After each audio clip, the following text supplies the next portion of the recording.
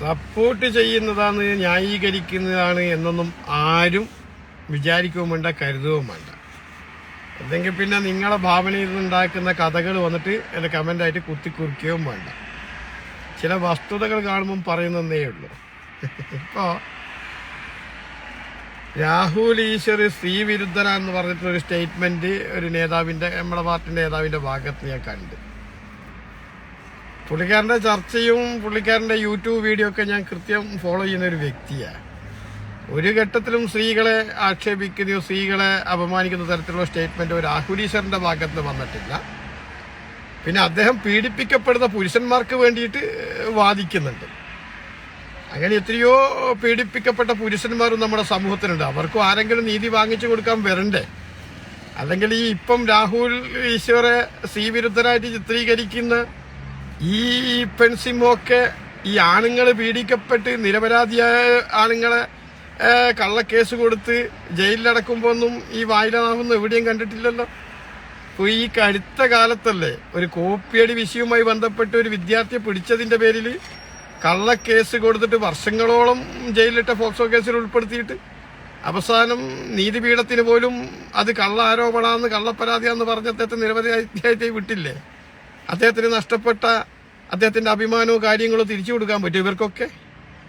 അത് മാത്രമല്ല, ഞാൻ അറിയുന്ന നല്ലൊരു മനുഷ്യർ, കോൺഗ്രസിന്റെ അധ്യാപക സംഘടനയിൽപ്പെട്ട ഒരാളെ ഈ കഴിഞ്ഞ 2-3 വർഷങ്ങൾക്ക് മുമ്പ് ഇതുപോലെ തന്നെ CPMന്റെ ഒരു കുതന്ത്രത്തിന്റെ ഭാഗമായിട്ട് ഒരു പോക്സോ കേസിലൊക്കെ പിടിച്ച് അറസ്റ്റ് ചെയ്തിട്ടുണ്ട്. അദ്ദേഹം മനസ്സാ വാചാ കർമ്മണ അറിയാത്ത കാര്യങ്ങളാണ്. അവസാനം കോടതി നിരപരാധിയായി എന്ന് പറഞ്ഞ് പുറത്തു വിടുക മാത്രമല്ല, ആ പരാതി കൊടുത്ത ആ കൊച്ചും അവരെ ആൾക്കാരും വന്ന് അദ്ദേഹത്തോട് ക്ഷമയും മാപ്പൊക്കെ പറയുന്നതൊക്കെ നമ്മളൊക്കെ കണ്ടതല്ലേ. അദ്ദേഹത്തിന് നഷ്ടപ്പെട്ട അഭിമാനവും കാര്യങ്ങളും തിരിച്ചു കൊടുക്കാൻ പറ്റുമോ ഇത്തരക്കാർക്ക്? അദ്ദേഹത്തിനും അവർക്കും ആണുങ്ങൾക്കും ഭാര്യയും മക്കളും കുട്ടികളും ഒക്കെ ഉണ്ടാവത്തില്ലേ? അവരെയൊക്കെ മാനസികാവസ്ഥ ഒന്ന് പരിശോധിക്കണ്ടേ? അതൊന്ന് വിലയിരുത്തണ്ടേ? അല്ലാതെ രാഹുൽ ഈശ്വർ മറ്റൊന്നും പറഞ്ഞതായിട്ട് ഞാൻ കണ്ടിട്ടില്ല, ഞാൻ കേട്ടിട്ടുമില്ല. അപ്പൊ അതുകൊണ്ട് അദ്ദേഹത്തെ അത്തരം പരാമർശം നടത്തുന്നത് യുക്തിസഹജമായ കാര്യമല്ല എന്ന് എനിക്ക് പറയാനുള്ളൂ. വായി തോന്നുന്ന കോതക്ക് പാട്ട് എന്ന തരത്തിലൊന്നും വിളിച്ച് പറയണ്ടായിരുന്നു. ഓക്കെ, ഇവിടെ നീതി നിഷേധിക്കപ്പെടുന്നവർക്ക് നീതി കിട്ടണം, തർക്കമൊന്നുമില്ല. അതാണായാലും പെണ്ണായാലും. മറ്റെല്ലാ കാര്യത്തിലും സ്ത്രീകൾക്ക് ഈക്വാലിറ്റി വേണം എന്ന് പറയുന്നുണ്ടല്ലോ. ഈ ഒരു വിഷയം വരുമ്പോൾ മാത്രം എന്താ ആണുങ്ങൾ പുരുഷന്മാർ പ്രതിക്കൂട്ടിലായി പോകുന്നു? ക്രൈം ചെയ്തവർ ശിക്ഷിക്കപ്പെട്ട, അതിൽ തർക്കമില്ലേ? പക്ഷെ നിരപരാധികൾ കുറെ വേട്ടയാടുന്നുണ്ട്. നമ്മളെ മുമ്പിൽ നമ്മളറിയുന്നവർ പോലും ഉണ്ട്. അത്തരം കാര്യങ്ങൾ സ്വപ്നത്തിൽ പോലും അവർ വിചാരിച്ചിട്ടുണ്ടാവത്തില്ല. അങ്ങനെ അറിയാത്ത കാര്യത്തിനൊക്കെ ഒന്ന് പിടിച്ചുകൊണ്ടുപോയിട്ട് ജയിലിൽ മാസങ്ങളോളം ഇട്ട് അല്ലെങ്കിൽ ദിവസങ്ങളോളം ഇട്ട് സമൂഹത്തിൽ മുഴുവൻ പിന്നെന്താ പറയേണ്ടത് അഭിമാനവും നഷ്ടപ്പെട്ട് തിരിച്ചിറങ്ങി വരേണ്ട ഒരു സാഹചര്യമൊക്കെ ഉണ്ടാകും. അപ്പൊ അതിനുവേണ്ടി അതൊരു പുരുഷ കമ്മീഷൻ വേണമെന്ന് പറഞ്ഞിട്ട് രാഹുൽ ഈശ്വർ വാദിക്കുന്നു. അല്ലാതെ സ്ത്രീകളെ അവഹേളിക്കാനോ നീതി നിഷേധിക്കപ്പെടുന്ന സ്ത്രീകളെ അത് നീതി കിട്ടാതിരിക്കാനോ വേണ്ടിയൊന്നുമല്ല. അദ്ദേഹം എല്ലാവർക്കും വേണ്ടി വാദിക്കുന്നുണ്ട്. അപ്പൊ അതാണ്. പക്ഷെ ആ വിഷയത്തിനകത്തൊക്കെ വന്നിട്ട് കയറിയിട്ട് വെറുതെ അങ്ങ് ഈ ഒരു ഘട്ടത്തിലേക്ക് വീണ് കിട്ടിയ എന്താ പറയുക വീണ് കിട്ടിയിടം വിദ്യയാക്കുകയെന്ന് എന്നതുപോലെ കിട്ടിയ അവസരത്തിൽ ഞാനും ഇവിടെ ഉണ്ട് എന്ന് അറിയിക്കാൻ വേണ്ടിയിട്ട് ഇത്തരം വിവാദ സ്റ്റേറ്റ്മെന്റ് നടത്താമെന്ന് എനിക്കറിയില്ല. പിന്നെ മറ്റൊരു കാര്യം, CPMനോട് ചില നന്ദി പറയാനും ഉണ്ട്. ചത്ത പോലെ കിടക്കുന്ന കുറെ കോൺഗ്രസിന്റെ നേതാക്കന്മാർ ഇപ്പം വരിയായി വന്നിട്ടുണ്ട് ഈ വിഷയത്തിനകത്ത് അഭിപ്രായം പറയാൻ വേണ്ടി. എന്നാൽ കഴിഞ്ഞ 2 മാസങ്ങൾക്ക് മുമ്പ് മാനന്തവാടിയിലെ ഒരു DYFIയുടെ നേതാവിന്റെ ഭാര്യ വലിയ പരാതിയും കാര്യങ്ങളൊക്കെ പറഞ്ഞതൊക്കെ നമ്മൾ കേട്ടതാ. പീഡനം അനുഭവിച്ചതും അദ്ദേഹം ആ സ്ത്രീയെ പീഡിപ്പിക്കാൻ നോക്കിയതൊക്കെ ഒരു രാഷ്ട്രീയ പ്രസ്ഥാനത്തിന്റെ നേതാവാന്നൊക്കെ പറഞ്ഞിട്ട് അന്നേരമൊന്നും ആരെയും കണ്ടിട്ടില്ല. അന്ന് ഈ സംരക്ഷകരൊന്നും ആരും നമ്മൾ എവിടെയും കണ്ടിട്ടില്ല കേട്ടാ. ആ സ്ത്രീ കേസ് കൊടുത്തിട്ട് FIR പോലും ഇടാൻ വേണ്ടി തയ്യാറായിട്ടില്ല. അപ്പൊ അത്തരം ഘട്ടങ്ങളൊക്കെ നമ്മുടെ സമൂഹത്തിൽ നടക്കുന്നുണ്ട്. അന്നേരം എല്ലാവർക്കും നീതി കിട്ടണമെന്നുണ്ടെങ്കിൽ ആ സമയത്തും വരണ്ടേ ഇവരൊക്കെ? അതൊന്നുമില്ല. ഇപ്പൊ ഈ രാഹുൽ മാക്കൂട്ടത്തിന്റെ വിഷയം കോടതിക്കകത്ത് ഇതുണ്ട്, കോടതി വിധിക്കട്ടെ, തെറ്റുകാരനാണെങ്കിൽ അദ്ദേഹത്തെ തൂക്കിക്കൊള്ളട്ടെ, അതിലൊന്നും തർക്കമൊന്നുമില്ല. പക്ഷെ മുൻവിധിയോടുകൂടി വന്നിട്ട് അങ്ങോട്ട് പോയി കളയണം ഇങ്ങോട്ട് പോയി കളയണം എന്ന് പറയുന്നത് ശരിയല്ല. നീതിക്ക് വേണ്ടിയിട്ടാണ് നിങ്ങളൊക്കെ നിലനിൽക്കണമെങ്കിൽ പക്ഷം പിടിക്കാതെ, മുഖം നോക്കാതെ, രാഷ്ട്രീയം നോക്കാതെ, ജാതി മതം ഒന്നും നോക്കാതെ നിലപാടെടുക്കണം. അപ്പോഴേ ഒരു നേതാവിന്റെ പൂർണ്ണ ക്വാളിറ്റി ആവും.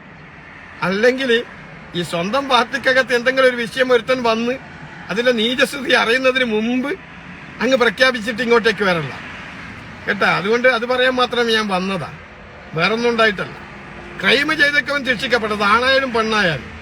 അല്ലാതെ ഏകപക്ഷീയമായിട്ട് എല്ലാ കാര്യത്തിലും പുരുഷന്മാരെ മാത്രം അങ്ങ് ദ്രോഹിക്കുക, എന്നിട്ട് പുരുഷന്മാരെ മാത്രം കുറ്റപ്പെടുത്തുക എന്ന് പറയുമ്പോൾ ഇവർക്കും ഉണ്ടാവുമല്ലോ ഭർത്താവും ഇല്ലേ, ഇവരെയൊക്കെ വീട്ടിലുണ്ടാവില്ലേ പുരുഷന്മാരൊക്കെ. അവരുടെ ആൺമക്കൾക്കോ അല്ലെങ്കിൽ ഭർത്താവിനോ അല്ലെങ്കിൽ മകളുടെ ഭർത്താവിനോ ഇങ്ങനെ ഒരു വിഷയം വന്നിട്ടുണ്ടെങ്കിൽ ഈ നിലപാട് തന്നെയായിരിക്കുമോ?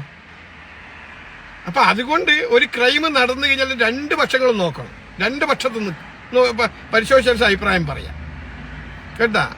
പിന്നെ ഈ ധാർമ്മികത എന്ന് പറയുമ്പോൾ ഒരാൾക്ക് മാത്രമൊന്നുമല്ല ഈ ധാർമ്മികത, എല്ലാവർക്കും ധാർമ്മികതയൊക്കെ ഉണ്ട്. എല്ലാവരും ധാർമ്മികതയെ പാലിക്കണം. അല്ലാതെ ചില സെലക്റ്റീവായ ആൾക്ക് മാത്രം ധാർമ്മികത, മറ്റുള്ളവർക്ക് ആ ധാർമ്മികത വേണ്ട എന്നുള്ള ചിന്തയും മാറ്റിവെക്കണം. ഓക്കെ, അപ്പൊ അതുകൊണ്ട് കൂടുതലൊന്നും ഞാൻ പറയുന്നില്ല. ഇത്തരം പരാമർശങ്ങളൊക്കെ കണ്ടപ്പോഴേ ഒരു പുരുഷൻ എന്ന നിലയ്ക്ക് എനിക്കും ആൺപിള്ളേരും ആമക്കളൊക്കെ ഉള്ളത് കൊണ്ട് നാളുകളിൽ അവരും ഇതുപോലെ ക്രൂശിക്കപ്പെട്ട് ചെയ്യാത്ത ക്രൈമിന്റെ പേരിൽ എങ്ങനെയെങ്കിലും അകപ്പെട്ടു പോയി കഴിഞ്ഞാൽ നമുക്ക് ബാധിക്കാൻ ആരും ഉണ്ടാവത്തില്ല കേട്ടാ. ബാക്കി എല്ലാ കാര്യത്തിനും ഈക്വാലിറ്റി വേണം, അത് വേണം, ഇത് വേണം എല്ലാം പറയുന്നുണ്ട്, ബാധിക്കുന്നുണ്ട്. സംവരണം വേണം, 50% സീറ്റ് വേണം, ഒക്കെ എല്ലാം ഓക്കെയാ. ഈ ഒരു വിഷയം വരുമ്പോ വെറും പുരുഷന്മാർ മാത്രം എപ്പോഴും നോക്കും, ഏത് വിഷയം വന്നാലും അവിടെ പ്രതിക്കൂട്ടില്ല. ചില സമയവും ആ പുരുഷനൊന്നും ആ പ്രതിയാക്കപ്പെടുന്ന വ്യക്തിയുണ്ടല്ലോ, സ്വപ്നത്തിൽ പോലും പ്രതീക്ഷിച്ചിട്ടുണ്ടാവില്ല ചില കാര്യങ്ങൾ. ഇത് അറിയുമ്പോൾ തന്നെ ഞെട്ടിപ്പോക്കാം. എന്നാൽ ക്രൈം ചെയ്യുന്നവർ രണ്ട് വിഭാഗത്തിലുണ്ട്, സ്ത്രീകളിലുണ്ട് പുരുഷനിലുണ്ട് ഇല്ലേ. കാമുകനിക്ക് വേണ്ടി സ്വന്തം ഭർത്താവിനെ കൊന്നതും സ്ത്രീകളല്ലേ, നമ്മുടെ നാട്ടിലുണ്ടായിട്ടില്ലേ? കാമുകന്റെ കൂടെ ഉല്ലസിച്ച് ജീവിക്കാൻ വേണ്ടി നൊന്ത് പ്രസവിച്ച കുഞ്ഞിനെ പോലും കടൽക്കരക്ക് കൊണ്ടുപോയിട്ട് തല തലക്കടിച്ച് കൊന്നിട്ടും ചരിത്രങ്ങൾ നമ്മുടെ മുമ്പിൽ ഹിസ്റ്ററിയില്ലേ ഇല്ലേ.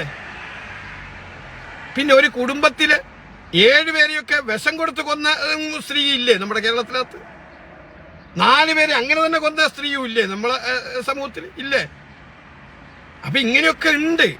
അതാ ഞാൻ പറയാം, അത് ലിംഗവ്യത്യാസമില്ലാതെ ഈ വിഷയത്തിനകത്തും നിങ്ങൾ എന്ത് ചെയ്യണോ, ശബ്ദിക്കണം. അല്ലാതെ സെലക്റ്റീവായിട്ട് വന്നിട്ട് ഏതെങ്കിലും ഒരാളൊരു പുരുഷൻ ഒരു ക്രൈമിൽ ഏർപ്പെടുമ്പോൾ മുഴുവൻ പുരുഷന്മാരങ്ങ് ആക്ഷേപിക്കുക, എന്നിട്ട് ഒരു പുരുഷ മേധാവിത്വം. ഇവിടെ എന്ത് മേധാവിത്വം ഇപ്പോഴുള്ള പുരുഷന്മാരങ്ങനെ ഒരു മേധാവിത്വം ഇവിടെയും കാണിക്കുന്നില്ല, മനസ്സിലായ? അപ്പൊ അതുകൊണ്ട് സ്ത്രീകൾക്ക് കുറച്ച് നിയമം കുറച്ച് കൂടുതലുണ്ട് എന്നുള്ളത് കൊണ്ട് അതിനെ ദുര്യോഗം ചെയ്യുന്ന കുറെ ഫെമിനിസ്റ്റുകളും ഉണ്ട് കേരളത്തിനകത്ത്. ഇല്ല നമുക്ക് നിഷേധിക്കാൻ പറ്റും. നമ്മളെ മനസ്സാക്ഷിക്കൊന്ന് ചോദിച്ചു നോക്കിയാൽ നിങ്ങൾ ഓരോരാൾ കിടന്നുറങ്ങുന്ന സമയത്ത് അവനവന് ഒന്ന് സ്വയം ചിന്തിച്ചു നോക്ക്. അപ്പൊ അതുകൊണ്ട് ഇപ്പൊ ഈ വിഷയത്തിനകത്തായാലും മുൻ വിഷയത്തിനകത്തായാലും രാഹുൽ ഈശ്വർ, ഞാൻ അദ്ദേഹത്തെ വ്യക്തിപരമായിട്ട് എന്താ പറയാ ബന്ധോ കാര്യങ്ങളൊന്നുമില്ല. ഞങ്ങൾ അദ്ദേഹത്തെ ഓരോ യൂട്യൂബ് ചാനലും കാര്യങ്ങളും ഇങ്ങനെ ഫോളോ ചെയ്യുന്ന എന്നുള്ള വ്യക്തി കൃത്യത കൊണ്ട് മാത്രം പറയുന്നേ ഉള്ളൂ. അദ്ദേഹത്തോട് വിയോജിപ്പുള്ള ഒരുപാട് വിഷയങ്ങൾ ഉണ്ടായിട്ടുമുണ്ട്, അത് അത്തരത്തിൽ പറയലുമുണ്ട്. പക്ഷെ അയാള് സ്ത്രീ വിരുദ്ധന എന്ന് പറഞ്ഞ് ചിത്രീകരിച്ച് ആളാവാൻ ആരും ശ്രമിക്കുകയൊന്നും വേണ്ട. ഓക്കെ, അദ്ദേഹം ഇപ്പം ഉന്നയിച്ച ചില കാര്യങ്ങളുണ്ട്, അത് കറക്റ്റാണ് എന്നാണ് എനിക്ക് തോന്നുന്നത്. നമ്മളത് കേട്ടപ്പോഴേ മനസ്സിലായ. ക്രൈം ചെയ്തിട്ട് അദ്ദേഹം പറഞ്ഞിട്ടുണ്ടല്ലോ, ക്രൈം ചെയ്തിട്ടുണ്ടെങ്കിൽ ആണായാലും വേണം ശിക്ഷിക്കപ്പെടുക തന്നെ വേണം, ഒരാളും രക്ഷപ്പെടാൻ പാടില്ല. നമ്മുടെ രാജ്യം അങ്ങനെ തന്നെയാണ്, അത്തരം ആശയങ്ങളാണ് മുന്നോട്ട് വെക്കുന്നത്. 1000 കുറ്റവാളികൾ ശിക്ഷിക്കപ്പെട്ടാലും രക്ഷപ്പെട്ടാലും ഒരു നിരപരാധി പോലും ശിക്ഷിക്കപ്പെടാൻ പാടില്ല എന്ന് തത്വം മനസ്സിലാക്കി ജീവിക്കുന്നവരല്ലേ നമ്മൾ. അപ്പൊ അതുകൊണ്ട് വേണ്ടേ ഒരു സ്റ്റേറ്റ്മെന്റ് നടത്താൻ വേണ്ടി. അതുകൊണ്ട് പറഞ്ഞതേ ഉള്ളൂ. ഓക്കെ, പറഞ്ഞല്ലോ. നമ്മളിപ്പോ ന്യായീകരിക്കാൻ ഇപ്പം ആരെങ്കിലും വന്നിട്ട് ന്യായീകരിക്കുന്നതല്ല. നാളുകളിൽ ഇങ്ങനെ പറയുന്ന പുരുഷന്മാർക്കും എന്തെങ്കിലും വിഷയങ്ങൾ വന്നു കഴിഞ്ഞാൽ ഇതായിരിക്കും അവസ്ഥ.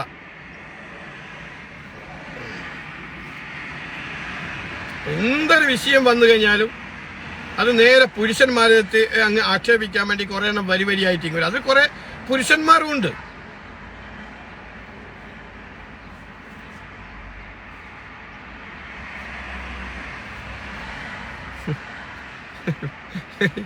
ഈ ഇലക്ഷൻ സമയത്ത് ഞാൻ അതായി ചിന്തിക്കുന്നത്. ഇതുവരെ ചില കോൺഗ്രസിന്റെ നേതാക്കന്മാരൊന്നും ഞാൻ കണ്ടിട്ടില്ല. ഇന്ന് നോക്കുമ്പോൾ വരിയായിട്ട് ജാഥ വരും പോലെ ഓരോരാളും വന്നിട്ട് ഓരോരോ അഭിപ്രായം. അതിപ്പോ സ്വാഭാവികമായിട്ട് മറ്റുള്ള പാർട്ടിക്കാരൊക്കെ എന്തെങ്കിലും ഒരു ക്രൈമിൽ അകപ്പെട്ട് കഴിഞ്ഞാൽ അവരുടെ ഒന്നിക്ക് വക്താക്കന്മാരുടെ അല്ലെങ്കിൽ പാർട്ടിയുടെ സെക്രട്ടറി ഉണ്ടാവും, അത് ഒരാൾ പറഞ്ഞ് അത് കഴിഞ്ഞു. ഈ പാർട്ടി അങ്ങനെയല്ല, ഓരോരാളും വഴിക്ക് വഴി ജില്ലാ സമ്മേളനത്തിൽ പോകുമ്പോൾ ഇങ്ങനെ അഭിപ്രായം പറയാം. അതിങ്ങി എന്താ പറയാ മണ്ഡലം തലത്തിലുള്ള തൊട്ടിട്ട് അങ്ങ് ദേശീയ തലത്തിലുള്ള ഒരു അഭിപ്രായം തന്നെ. എന്നിട്ട് അതിങ്ങനെ മാധ്യമങ്ങൾ ഇങ്ങനെ സ്ട്രോളായിട്ട് ഇങ്ങനെ കാണിക്കുക. എന്നാൽ ഇവറ്റകൾക്ക് വേണ്ട ഇതൊക്കെ ദോഷം ചെയ്യുന്നത് പ്രസ്ഥാനത്തിനാന്നുള്ള ചിന്ത വേണ്ട ഇവറ്റകൾക്ക്. ആ ചിന്തയേ ഇല്ല. കാര്യം എന്താ, ഈ കുറെ കടൽക്കിഴവന്മാർ അവരൊക്കെ നേടി കിട്ടി ഇപ്പം കുറച്ച് സൈഡായി നിൽക്കുന്ന. അപ്പൊ ഈ പാർട്ടി ഉണ്ട് പോലും ഇല്ല പോലും അവരെ ബാധിക്കുന്ന വിഷയമല്ലല്ലോ. അപ്പൊ അതുകൊണ്ട് അവർക്ക് എന്തും പറയാം. അല്ലെങ്കിൽ എന്താ ഈ വിഷയം വന്ന് ഇപ്പൊ കോടതിക്കകത്ത് ആ വിഷയമുണ്ട്, കോടതി അത് പരിശോധിക്കുന്നുണ്ട്, അതിന്റെ വാദങ്ങൾ നടക്കുന്നുണ്ട്, ജാമ്യാപേക്ഷ കൊടുത്തിട്ടുണ്ട്. അത്തരം ഇനിയിപ്പോ മാധ്യമങ്ങൾ അതും കൊണ്ടുവരുമ്പോ ഏതെങ്കിലും ഒരു നേതാവ് നമ്മൾ ആ വിഷയത്തെ പറ്റി പറയില്ല. അതിന് പാർട്ടിക്ക് ഉത്തരവാദിത്തപ്പെട്ട KPCC പ്രസിഡന്റ് ഉണ്ട്, പ്രതിപക്ഷ നേതാവുണ്ട്. ഇവര് രണ്ടാളോടും ചോദിച്ചോ, അവര് പറയും കാര്യങ്ങൾ എന്ന് പറഞ്ഞ് ഒഴിഞ്ഞു പോകേണ്ടതാ. ഇതല്ല അപ്പാട് അവിടെ നിന്ന് അങ്ങ് വിസ്തീകരിക്കാൻ വേണ്ടിയിട്ട്. പണ്ടത്തെ സുധാകരൻ മംഗളോദയത്തിന്റെ നോവൽ ഉണ്ടാവില്ല പണ്ട് മംഗളത്തിലും മനോരമയിലൊക്കെ, അതുപോലെ അങ്ങ് നോവൽ കഥ ഉണ്ടാക്കുക. എന്നാൽ ഈ പറയുന്നവരെ പിന്നാമ്പുര ചരിത്രത്തെ കുറച്ച് വർഷങ്ങളോട് പിന്നോട്ട് പോയി കഴിഞ്ഞാൽ അത് വേറെ കിടക്കുന്നുണ്ട്. അതൊന്നും നമ്മൾ പറയുന്നില്ല, മനസ്സിലായ? അപ്പൊ ആ ഹിസ്റ്ററിയിലൊക്കെ നമ്മൾ കിടക്കുന്നുമില്ല.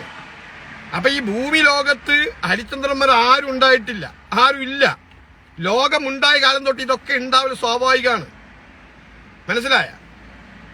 അപ്പൊ അതിനിപ്പോ നമുക്ക് അദ്ദേഹത്തെ വേണ്ടെങ്കിൽ പാർട്ടിയിൽ നിന്ന് അങ്ങ് മാറ്റി അങ്ങ് വൃത്തിയൊക്കെ അങ്ങ് പുറത്താക്കി വെക്കുക. ആ പരിപാടി അവിടുത്തെ ആ ടോപ്പിക് അവിടത്തേക്ക് അവസാനിപ്പിക്കണം. ഇതല്ലാതെ സമൂഹത്തിന് നാണക്കേട്, പിന്നെ എന്താ പറയുക ശ്രീലമ്പാട്, ഇത് ഏകപക്ഷീയമായിട്ടായിരിക്കത്തില്ലല്ലോ എന്തും ഒരു നടക്കുക, ഇല്ലേ? അത് നമ്മൾ ചിന്തിച്ചാ പോരെ. അപ്പൊ ഇവർക്ക് ഇന്ന് ഇത്രയേ പറയണ്ടു. ആര് വന്നാൽ എന്താ, അത് കോടതിയിലുണ്ട്, അത് കേസ് കോടതിയിലെത്തി, നമ്മൾ കൈ ചെയ്ത് വിട്ട്, നമ്മൾ പാർട്ടിയിൽ നിന്ന് സസ്പെൻഡ് ചെയ്ത്, ഇനി കോടതി വിധി വന്നു കഴിഞ്ഞാൽ ഒരുപക്ഷെ അദ്ദേഹത്തെ പുറത്താക്കാം. പരിപാടി കഴിഞ്ഞല്ലോ. ഇനി ഈ വിഷയം ചോദിക്കരുത്. ഇപ്പൊ നമ്മളൊരു ഇലക്ഷൻ പ്രോസസ്സുമായി മുന്നോട്ട് പോവുക. നമുക്ക് നമ്മളെ സ്ഥാനാർത്ഥികളെ താഴെത്തട്ടുള്ള സ്ഥാനാർത്ഥികൾക്ക് അല്ല താഴെത്തട്ടുള്ള മനുഷ്യന്മാർക്ക് മത്സരിക്കാൻ ഒരു അവസരം കിട്ടുന്നതാണ്. അവരുടെ വിജയത്തിന് വേണ്ടിയാണ് നമ്മളിനി പ്രവർത്തിക്കുന്നു പറഞ്ഞെങ്കിൽ ഒഴിവാക്കിയാൽ മതി. ഇതല്ല അവിടെ കിടന്നിട്ട് അങ്ങോട്ട് വിശദീകരിക്കാൻ വേണ്ടി വലിയ നോവലായിട്ട് എഴുതുന്നത് പോലെ വലിയ ആളാവാൻ വേണ്ടി. അത് ആരൊക്കെയാ വരുന്നത് ഇതുവരെ പേര് കേൾക്കാതെ, ഏതൊക്കെയോ പോഷക സംഘടന പേര് പറഞ്ഞു, സംസ്ഥാന സെക്രട്ടറി, അഖിലേന്ത്യാ പ്രസിഡന്റ്. ഇതെന്തെന്നായത് ഇന്ത്യയും പാകിസ്ഥാനിലെ യുദ്ധം നടന്നിട്ട് വിജയിച്ചു വന്ന പോലെ ഇവരൊക്കെ വർത്താനം കേട്ട് കഴിഞ്ഞാൽ തോന്നുക. കൂടുതലൊന്നും ഞാൻ പറയുന്നില്ല. ഞാനിത് കേട്ടപ്പോഴ്, അതായത് രാഹുൽ മാക്കൂട്ടത്തിലെ സ്ത്രീ വിരുദ്ധനായിട്ട്, മാക്കൂട്ടത്തിലല്ല രാഹുൽ ഈശ്വര സ്ത്രീ വിരുദ്ധനായിട്ട് സ്റ്റേറ്റ്മെന്റ് നടത്തിയതിന്റെ പേരിൽ മാത്രം. കാരണം അദ്ദേഹത്തിന്റെ ഫോളോ ചെയ്യുന്ന വ്യക്തി എന്നുള്ള നിലയ്ക്ക് ഞാൻ ഇതുവരെ കേട്ടിട്ടില്ല ഒരു മനുഷ്യൻ അദ്ദേഹം ആക്ഷേപിക്കുന്നത് ഞാൻ കണ്ടിട്ടില്ല. അദ്ദേഹം എഡ്യൂക്കേറ്റഡ് ആണ്, പ്രിവിലേജ് ഉള്ളതാണ്, പിന്നെ ലോകം ഒരുപാട് കണ്ടവനാണ്, ലോകം ചുറ്റി സഞ്ചരിക്കുന്നതാണ്. അപ്പൊ ഏത് ചർച്ചയിൽ പങ്കെടുക്കുമ്പോൾ അദ്ദേഹത്തിന്റെ ശരിയുടെ പക്ഷത്ത് നിന്നുകൊണ്ട് അദ്ദേഹം സംസാരിക്കാറുണ്ട്, വാദിക്കാറുണ്ട്. അതിനോട് എതിർപ്പുണ്ടെങ്കിൽ വിയോജിപ്പുണ്ടെങ്കിൽ ആ തരത്തിൽ ഗണ്ണിക്കുക എന്നല്ലാതെ അല്ല സ്ത്രീ വിരുദ്ധനാക്കി ചിത്രീകരിക്കുന്ന ആ പ്രവണത. കാരണം അദ്ദേഹത്തിന്റെ വീട്ടിലുണ്ടല്ലോ സ്ത്രീകൾ, അദ്ദേഹത്തിന് ഭാര്യ ഉണ്ടല്ലോ, അമ്മ ഉണ്ടല്ലോ, സഹോദരിമാരുണ്ടല്ലോ, അല്ലേ? എന്നാ പിന്നെ അവരൊക്കെ എന്താ ഇവൻ ദ്രോഹിക്കല സ്ത്രീ വിരുദ്ധനാണെങ്കിൽ? ഇത്രയും പൊട്ടത്തരം അല്പത്തരം വിളിച്ചു പറയാം. ഓക്കെ, അതുകൊണ്ട് പറഞ്ഞതേ ഉള്ളൂ. ഓക്കെ, ഇനി ഇതിനകത്ത് വന്നിട്ട് ന്യായീകരിക്കല്ലടാ, എന്റെ വീട്ടിലില്ലടാ, അങ്ങ് കൂട്ടിക്കോടാ എന്നുള്ള ആ ചീഞ്ഞി ഞാലിയ കമന്റ് ഉണ്ടല്ലോ, അത് ഇടല്ല കേട്ടാ. അത് വായിച്ച് മടുത്ത്. ഓക്കെ, അല്ലെ പുതിയ വെറൈറ്റി കമന്റ് ഉണ്ടെങ്കിൽ അത് കൊണ്ടുപോവാ. ഓക്കെ, പിന്നെ അതിനൊന്നും ഞാൻ മറുപടി പറയാതെ ഒന്നാണ്, ഞാൻ പൂരക്ക് പോലും വില കൊടുക്കാതെ കൊണ്ടാ, മനസ്സിലായ? ഞാൻ ഇവരോട് പറഞ്ഞു, എനിക്കൊരു പൊളിറ്റിക്കലിന്റെ ഒരു പാർട്ടിയുടെ ഒരു ആശയമുണ്ട്, പക്ഷെ ഞാൻ അടിമത്തം പേറിയിട്ടില്ല, മനസ്സിലായ? അപ്പൊ അതുകൊണ്ടാണ് ഞാൻ ഇതൊക്കെ പറയുന്നത്. ഞാനിപ്പോഴും പറയുന്നു, ക്രൈം ചെയ്തിട്ടുണ്ടെങ്കിൽ ശിക്ഷിക്കപ്പെടുക തന്നെ വേണം, അതിലൊരു തർക്കവും ഇല്ല. പിന്നെ അതിനകത്ത് ചില ഇങ്ങനെയൊക്കെ ചെയ്തു എന്നൊക്കെ പറയുന്നുണ്ട്. ആ പേരൊക്കെ എങ്ങനെയാ പറയുന്നത് എനിക്ക് മനസ്സിലാവത്തില്ല.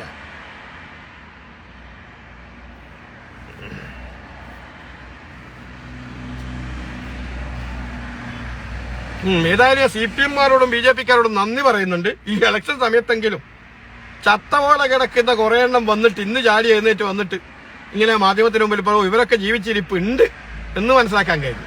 മറ്റേ പാർട്ടിന്റെ നല്ല കാര്യത്തിന് വേണ്ടിയല്ലേ, ഒരു 10 വോട്ട് പിടിക്കാനോ അല്ലെങ്കിൽ ഈ CPM-ന്റെ ഈ കൊള്ളരുതായ്മ നയത്തിനെതിരെ പറയാനോ അല്ല വന്നത് കേട്ടാ.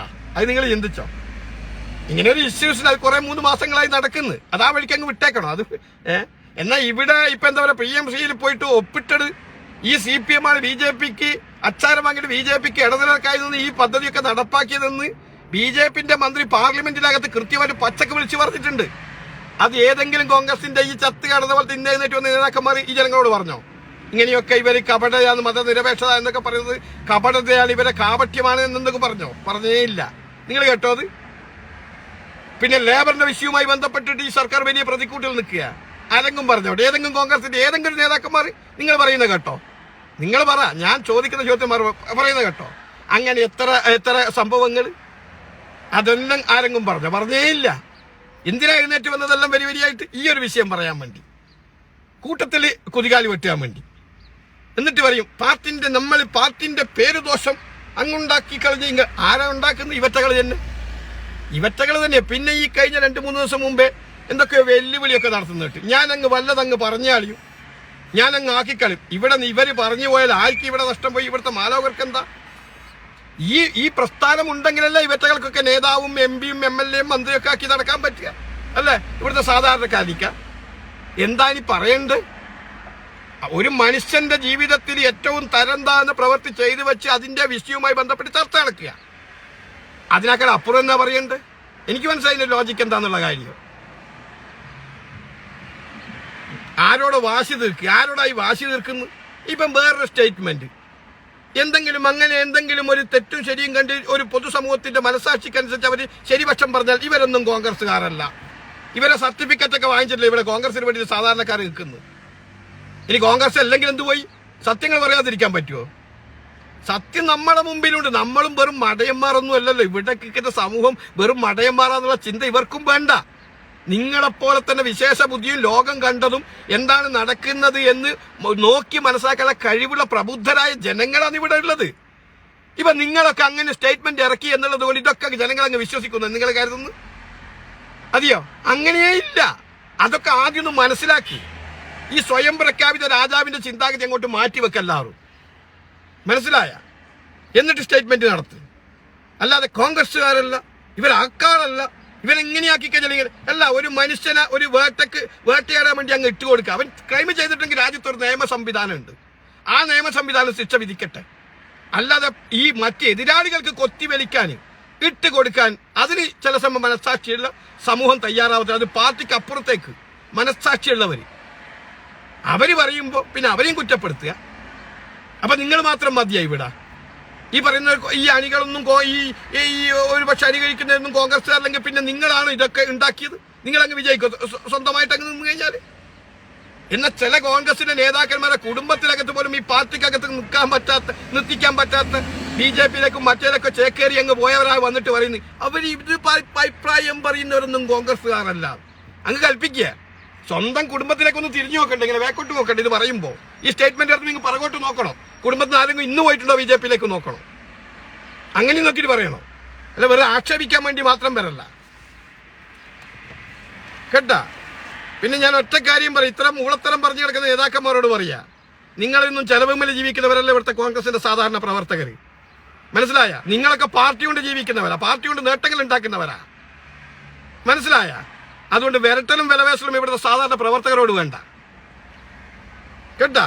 ഇവിടുത്തെ പ്രവർത്തകർ അങ്ങോട്ട് കൊടുത്തിട്ടും രാവും പകലും കഷ്ടപ്പെട്ടിട്ടാണ് നിങ്ങളെയൊക്കെ ഇവിടെ നേതാവാക്കി മാറ്റിയതെന്നുള്ള ചിന്ത വേണം. പ്രവർത്തകരുടെ വികാരം ഏത് മേഖലയിലാണെന്ന് അത് പരിശോധിക്കുക. എന്നിട്ട് ആ വികാരത്തിന്റെ കാമ്പും കഴമ്പും മനസ്സിലാക്കുക. എന്നിട്ട് ആ പ്രവർത്തകരുടെ വികാരം അങ്ങനെ ഉണ്ടാക്കുന്ന അവരെ പറഞ്ഞ് മനസ്സിലാക്കി കൊടുക്കുക. എന്നിട്ട് പാർട്ടിയോടൊപ്പം നിർത്തുക. അതാ ക്വാളിറ്റിയുള്ള നേതാവ് ചെയ്യുക, മനസ്സിലായ? അല്ലാതെ എന്തെങ്കിലും അവരെ ശരിയുടെ പക്ഷത്ത് നിന്ന് അവർ സംസാരിക്കുമ്പോൾ അവരെ വലിയ മാധ്യമത്തിന്റെ മുമ്പിൽ വന്ന് വലിയ കതറുവിട്ട് വന്നിട്ട് അവരാക്ഷേപിക്കുന്ന സ്റ്റേറ്റ്മെന്റ് നടത്തുന്നത് ശരിയല്ല. അതൊന്നും ജനാധിപത്യത്തിലൊന്നും അംഗീകരിച്ചു തരാൻ കഴിയില്ല. നിങ്ങളുടെ നായികക്ക് 48 ജനാധിപത്യമാണ്. ഇവിടെ അങ്ങനെ അഭിപ്രായ സ്വാതന്ത്ര്യമുണ്ടെന്ന് പറഞ്ഞു കിടക്കുന്ന പ്രസംഗിച്ച് കിടക്കുന്നതും ആരാടോ? നിങ്ങളല്ലേ. അപ്പൊ എന്താ ഈ അഭിപ്രായ സ്വാതന്ത്ര്യം പറയുമ്പോൾ നിങ്ങൾക്ക് എന്താ കുരുപൊട്ടേണ്ട ആവശ്യം? ആ വികാരത്തോടൊപ്പം നിൽക്കണ്ടേ അല്ലേ?